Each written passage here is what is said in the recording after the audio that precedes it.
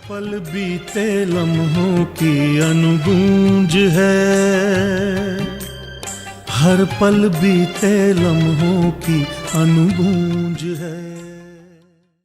नमस्कार श्रोताओं, कार्यक्रम अनुगूंज की इस कड़ी को लेकर आपके समक्ष उपस्थित हैं हम योगेंद्र टिक्कू और तपस्या। आज की इस कड़ी में हम आपका परिचय करवाएंगे एक ऐसे वायुवीर से जिन्होंने 1971 के बांग्लादेश के स्वाधीनता युद्ध में महत्वपूर्ण भूमिका निभाई थी। जी, आज हम आपका परिचय करवाएंगे भारत के पूर्व वायुसेना अध्यक्ष एयर चीफ मार्शल स्वरूप कृष्ण कौल से।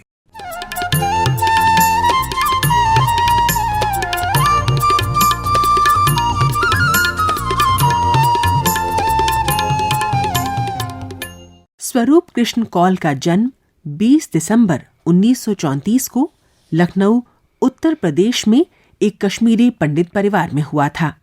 इनके पिता रेलवे में काम करते थे। स्वरूप कृष्ण अपने माता पिता की तीसरी संतान थे। इनका नामकरण इनके दादा ने किया था। इस संबंध में उन्होंने आकाशवाणी को बताया था, मेरी पैदाइश हुई थी लखनऊ में और मेरा ननिहाल है बहराइच, लखनऊ से 80 मील दूर है। और मेरे दादा उस जमाने में जिंदा थे, वो रिटायर हो गए थे, वो भी रेलवे के थे, बंगाल नागपुर रेलवे के। तो उनको टेलीग्राम भेजा गया कि इस तरह से एक और पोता हुआ है। मैं तीसरा पोता था उनका, मेरे पिता का तीसरा बेटा था। हमारी कोई बहनें नहीं थी, मैं तीसरा था। को इन्फॉर्मेशन गई टेलीग्राम, जो जमाने में फोन तो होता नहीं, कि वहाँ से उन्होंने वापस एक टेलीग्राम दिया मुबारक का, और ये का मुबारक में लिखा स्वरूप कृष्ण मुबारक हो। तो जब दादा ने बोल दिया है, और मेरे माँ बाप के लिए तो आशीर्वाद था। स्वरूप कृष्ण कौल ने प्रारंभिक शिक्षा बेसेंट कॉलेज वाराणसी से और कॉलेज की शिक्षा गवर्नमेंट कॉलेज इलाहाबाद से पूरी की। वो बचपन से ही खेलों में रुचि रखते थे और अनेक क्रीड़ाओं जैसे football, badminton, tennis, hockey, cricket, squash आदि खेला करते थे। एक घटना ने बचपन से ही उनकी रुचि वायुसेना के प्रति जगाती थी। क्या थी वो घटना, बता रहे हैं air chief martial S.K. Kaul. ऐसा था कि बचपन में जब हम छोटे थे, होऊंगा 5, 6, 7 साल का, तो उस ज़माने में कलकत्ता कहलाता था, वहाँ मेरे पिताजी रहते थे। फिर जैसे जैसे हम बड़े हुए तो सेकेंड वर्ल्ड वॉर की लड़ाई के दौरान सन 41-42 के टाइम पे वहाँ कलकत्ते में जापानीज ने कुछ रेड किया, 2-4 बम गिराए। तो वहाँ एक बीच मैदान के बीचों बीच एक बड़ी सी सड़क है, उसका नाम है रेड रोड। वो अभी भी वहाँ मौजूद है कलकत्ते में। तो बहुत चौड़ी सड़क थी। उस सड़क को उन्होंने रोक करके रनवे बना दिया शहर के बीचों बीच, और वहाँ पे हरिकेन जहाज और स्पिटफायर जहाज, वहाँ हरिकेन ज़्यादा थे, वहाँ वो एयर डिफेंस कलकत्ता के लिए वहाँ पे उन्होंने उतारे थे, रॉयल एयरफोर्स के पायलट्स ने उतारे। तो वो हम लोग देखते थे बचपन में, जब भी कभी उधर जाते थे तो जहाज़ों की आवाज़ देखते थे। एक प्रोत्साहन होता था, एक इच्छा होती थी कि काश हम इसको उड़ सके। वो अपने दिमाग के बैकग्राउंड में ये रहा। इंटर कॉलेज की शिक्षा पूरी करके स्वरूप कृष्ण कौल ने एक विज्ञापन पढ़ा जिसमें सशस्त्र सेनाओं में भर्ती के बारे में बताया गया था। उन्होंने भर्ती की परीक्षा उत्तीर्ण करके 1951 में राष्ट्रीय रक्षा अकादमी में प्रवेश लिया। आगे आगे जैसे हमारी उम्र बढ़ती चली गई, जब सवाल ये हुआ कि क्या किया जाए, मैंने इंटर पास कर लिया था, हाई स्कूल किया था वाराणसी से। इंटर के बाद ऐसा ही हो गया कि अखबारों में एक इश्तिहार निकला था जॉइंट सर्विसेज विंग का। ये मैं 49-50 की बात है जी। और मैंने 50 में अपना इलाहाबाद में गवर्नमेंट इंटर कॉलेज से पास किया था, इंटर साइंस किए थे वहाँ से। तो उसी दौरान में एनडीए का इंटर सर्विसेज विंग शुरू में कहलाता था, फिर बाद में जॉइंट सर्विसेज विंग बन गया था, वो वहाँ देहरादून में खुला था। और उसके बारे में अखबारों में चर्चा हुई थी, निकला था कि ये तीनों आर्मी, नेवी, एयरफोर्स के जो लड़के लिए भर्ती किए जाएंगे, वहाँ उनकी 2 साल की ट्रेनिंग होगी, साथ इकट्ठे रहेंगे, फिर उसके आगे अपने जो आर्मी का होगा लड़का वो आर्मी के एकेडमी में जाएगा, एयरफोर्स का, इस तरह का ये था। तो कुछ अपने दिमाग में ये हुआ कि यार ये तो अच्छा है, और ये भी सोचा कि 14, 15, 16 साल की उम्र के अंदर अगर एक बार घुस जाएंगे, और ये भी उसमें छोड़ दिया गया था कि एक बार भर्ती हो गए तो साहब आप ट्रेनिंग के बाद आपको कमीशन मिलेगी, और कमीशन के बाद आप रेगुलर अफसर बन जाएंगे, जो भी विभाग आपका पसंद है सेनाओं का, उसमें से आप ज्वाइन कर लेंगे। स्वरूप कृष्ण कौल ने दिसंबर 1954 में वायुसेना में कमीशन प्राप्त की। उनकी पहली नियुक्ति वायुसेना की नंबर 17 स्क्वाड्रन में हुई, जो पंजाब के आदमपुर में थी। ये स्क्वाड्रन वेम्पायर विमान उड़ाती थी। 1960 में वो क्वालिफाइड फ्लाइंग इंस्ट्रक्टर कोर्स करने फ्लाइंग इंस्ट्रक्टर स्कूल जोधपुर भी गए। इसके उपरांत वो पायलट ट्रेनिंग एस्टेब्लिशमेंट बमरौली में वायु सैनिकों को HT-2S विमानों पर उड़ान का प्रशिक्षण देने लगे। 1962 में स्वरूप कृष्ण कौल का विवाह हुआ। वो अपने पहले कमांडिंग ऑफिसर से अत्यधिक प्रभावित हुए थे। मेरे पहले प्रथम कमांडिंग ऑफिसर जो थे वो बाद में वायुसेना के चीफ भी बने थे, और एयर चीफ मार्शल कात्रा, वो मेरे प्रथम सीओ थे। उनका बहुत असर पड़ा है जिंदगी में, जिस तरह से वो अपने को कंडक्ट करते थे, जो उनकी एक पर्सनैलिटी थी, जो एक स्वभाव था, एक उनका नेचर था। तो हमको यही होता था कि इनकी तरह से बनना चाहिए, एक रोल मॉडल के तौर पे थे हमारे लिए। इसीलिए स्क्वाड्रन कमांडर के अलावा हमको सोचते ही नहीं थे। ध्येय यही था कि भाई हम स्क्वाड्रन कमांडर जरूर बनना चाहते हैं, ऐसा अफसर बनना चाहते हैं, क्योंकि वो न तो केवल एडमिनिस्ट्रेशन चलाते थे, वो फ्लाइंग में उनकी क्षमता बहुत अच्छी थी, और एक इंस्पिरेशनल लीडर थे। वो जितने लोग, चाहे अफसर हों, चाहे वो अदर रैंक्स हों, और सिविलियन भी उसे, सबकी देखभाल, उनकी इज्जत करना, उनकी समस्याओं को समाधान निकालना, ये वो करते थे।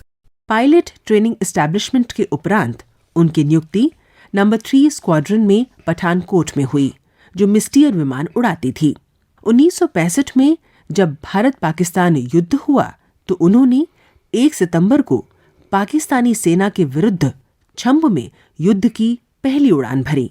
फिर तो उन्होंने छंब, पसरूर, भिलौरा, चविंडा सेक्टरों में कुल 28 हवाई हमलों में भाग लिया। 1965 के उस युद्ध में नागरिकों से मिले सहयोग को याद करके वो अभिभूत हो गए थे। मुझे याद है 65 की लड़ाई में मैं पठानकोट में था। वहाँ पे जब लड़ाई छिड़ी है तो आसपास के छोटे छोटे कस्बे, शहरों से, गांवों से लोग ट्रकों में हलवा बना करके, पूरी बना करके, पराठे बना करके, मतलब जनता उमड़ आती। ये देख करके कि इतना सपोर्ट, इतना हमको मिल रहा है अपनी जनता से, तो फिर हम भूल जाते हैं कि हम अपने बच्चों का क्या होगा, हमारा उनको सब्जी भाजी रोटी कौन खिलाएगा। फिर हमारा सारा लक्ष्य ध्येय लड़ाई में लगा रहे, तभी तो हम उत्तीर्ण होंगे। 1970 में स्क्वाड्रन लीडर SK कौल की पदोन्नति विंग कमांडर के रूप में हो गई और नियुक्ति 37th स्क्वाड्रन में हुई, जो पश्चिम बंगाल के हाशिमारा में थी। इस स्क्वाड्रन में वो हॉकर हंटर विमान उड़ाते थे। इसी नियुक्ति काल में 1971 में बांग्लादेश की मुक्ति का युद्ध आरंभ हुआ। उस समय को याद करते हुए air chief marshal SK Kaul ने बताया था, 71 की लड़ाई में मैं था, ईस्टर्न थिएटर में था, हाशिमारा में। वहाँ पे 2 हमारे हंटर के स्क्वाड्रन से, लड़ाकू जहाज का, और एक मी-4 हेलीकॉप्टर यूनिट थी। और हम लोगों का टास्क था 2 तरफा, एक तो उधर नॉर्थ के लिए कि अगर भूटान में या सिक्किम में या ऐसे कोई इलाके में या तिब्बत की तरफ कोई हो, तो अगर कोई हमें आदेश दिया जाए तो हम वहाँ तक जा सकें, वहाँ कुछ सपोर्ट कर सकें आर्मी को। और साउथ के इलाके में तब तक ईस्ट पाकिस्तान था, तो ईस्ट पाकिस्तान तो हमारा दुश्मन था ही। हालांकि हमारी बंगालियों से कोई ज़्यादा दुश्मनी तो थी नहीं, क्योंकि हमारे यहाँ भी बंगाली थे, लेकिन चूँकि विभाजन हो गया था भारत का, तो इसलिए वो इलाका चला गया था, ईस्ट पाकिस्तान बन गया था। तो 71 की लड़ाई में मैं वहाँ पे कमांडिंग अफसर था 37 स्क्वाड्रन का। युद्ध आरंभ होने से पूर्व विंग कमांडर एस.के. कौल को दुश्मन के ठिकानों का पता लगाने का कार्य सौंपा गया। उनके नेतृत्व में विशेष कैमरों से युक्त उनके विमानों ने पूर्वी पाकिस्तान के कोमिला, सलहट, सैदपुर आदि सेक्टरों की फोटोग्राफी की, जिससे भारतीय सेना को आक्रमण करने के लिए सटीक मानचित्र बनाने में सहायता मिली। 71 में हमारे स्क्वाड्रन को एक क्षमता दी गई थी कि हमारे लड़ाकू जहाज़ों में उन्होंने कैमरा लगा रखे थे। हालांकि फाइटर जहाज़ से, लड़ाकू जहाज़ से, लेकिन उन्होंने उसको फाइटर रिकॉग्निसेंस बोलते थे, उसमें कैमरा लगा रखे थे कि हम लोगों का स्ट्रेटेजिक रिकॉग्निसेंस का काम नहीं था कि ऊपर से ऊंचे से मैपिंग के लिए देखने के लिए करें, बल्कि नीचे ज़मीन से छूते हुए जितनी चीज़ें हैं उतनी अच्छा देखते हुए कि क्या है दुश्मन की टुकड़ियाँ कहाँ हैं, क्या है बंकर कहाँ हैं, वगैरह वगैरह ऐसी चीज़ें जो मिलिट्री की सिग्निफिकेंस की चीज़ें होती हैं, उसको फोटोग्राफ करना। और मेरा इसमें एक्सपीरियंस रह चुका था पहले, तो इसीलिए हमारे स्क्वाड्रन को दी गई कि भाई इसको एक्सपीरियंस है।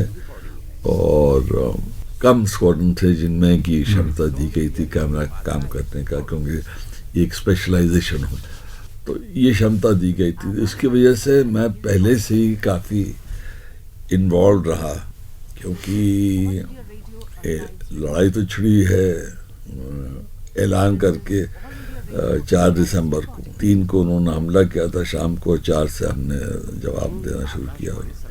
तो हम लोग का काम शुरू में ही था, जो कि अप्रैल के महीने से शुरू हो गया था, अप्रैल मई की। कूच बिहार के इलाके में खासकर वो इलाका हमारे पास था, और जहाँ वायुसेना जाती थी उसको जाके फोटोग्राफ करके देते थे। ये लड़ाई के पहले युद्ध के समय भी उनकी स्क्वाड्रन ने अनेक कौशल दिखाए और पाकिस्तान के आधुनिक उन्नत विमान S-86 सैबर मार गिराए।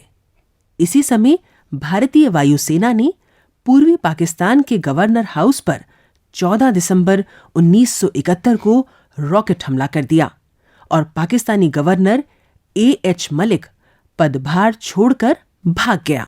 बांग्लादेश की लड़ाई में कई इवेंट हुए। सबसे ज़्यादा जो रोमांचक इवेंट था कि जब मुझे ये कार्य दिया गया कि ढाका के गवर्नमेंट में वहाँ एक बहुत इम्पोर्टेंट मीटिंग चल रही है। जो मलिक जो गवर्नर थे ईस्ट पाकिस्तान के उस ज़माने में, वो एक ब्यौरा ले रहे हैं, उनकी गोष्ठी हो रही है उनके साथ, जनरल नियाजी के साथ और एक आध और कमांडर सीनियर के साथ कि क्या किया जाए। ये बात है 14 दिसंबर की बात है। हम लोगों को जो आदेश दिए गए थे वो ये था कि कम से कम डैमेज हम सिविलियन पॉपुलेशन और इंफ्रास्ट्रक्चर को करें, क्योंकि लड़ाई हमारी जनता से नहीं थी। कोशिश ये थी कि उनको हम बिल्कुल घेर लें चारों तरफ, आइसोलेट करके घेर लें चारों तरफ से, फिर उनके पास कोई चारा ना हो सरेंडर करने का। वही आखिर में हुआ। इस युद्ध उपरांत उन्हें महावीर चक्र से सम्मानित किया गया और पुणे के वायुसेना अड्डे का कमांडिंग ऑफिसर बनाया गया। वो 1982 से 1986 तक मॉस्को के भारतीय दूतावास में भी नियुक्त रहे। 1991 में वो सेंट्रल एयर कमांड और 1992 में वेस्टर्न एयर कमांड के चीफ बने। जुलाई 1993 में वो भारतीय वायुसेना के अध्यक्ष बने और दिसंबर 1995 को 42 वर्ष की सेवा उपरांत पदमुक्त हुए। इस 42 वर्ष की अवधि में उन्होंने 3700 घंटे विमान उड़ाए। उन्हें 1992 में परम विशिष्ट सेवा पदक से सम्मानित किया गया। अपने सशस्त्र सेना के अनुभव को उन्होंने कुछ इस प्रकार अभिव्यक्त किया था।